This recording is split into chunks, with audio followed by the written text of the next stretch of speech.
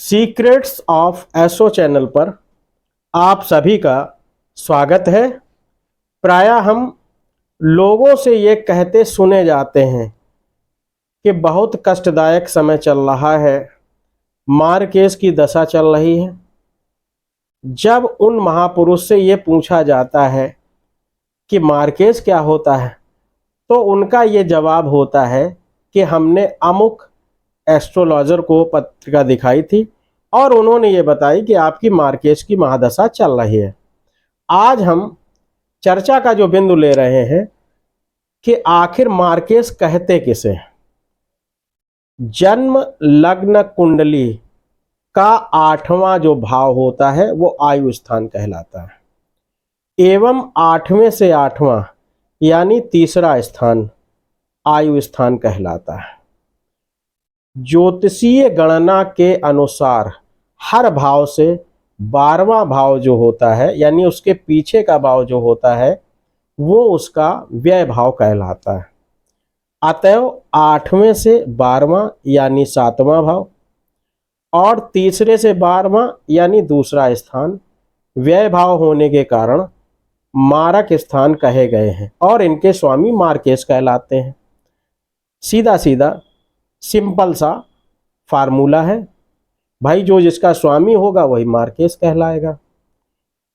अब उस स्वामी की दशा यदि चल रही है, महादशा चल रही है, अंतरदशा चल रही है, तो ये मान लीजिए कि मारकेस की महादशा अंतरदशा चल रही है। मान लीजिए आपकी कुंडली कर्क लग्न की, कर्क लग्न के लिए दूसरे स्थान पर सिंह राशि आती है और 7वें स्थान पर मकर राशि आती है। इस प्रकार से सिंह राशि के स्वामी सूर्य और मकर राशि के स्वामी शनि होते हैं। तो कर्क लग्न वालों के लिए दोनों मारकेस हुए। इन दोनों में दूसरे की अपेक्षा सप्तम का स्वामी प्रबल मारकेस कहलाता है। द्वितीय स्थान प्रायः सम माना जाता है। मारकेस की दशा और अंतरदशा में मृत्यु तुल्य कष्ट मनुष्य को प्राप्त होते हैं या ये मान लीजिए भुगतने पड़ते हैं। यदि उसी समय अष्टमेश की या व्ययेश की दशा या अंतरदशा भी आ जाए तो व्यक्ति को सावधान हो जाना चाहिए। यदि मारकेस स्वयं ही सप्तम भाव में स्थित है, कहा जाता है संसार में सबसे जो बड़ी से बड़ी हानियां हैं उसमें जीवन की हानि सबसे बड़ी हानि कहलाती है।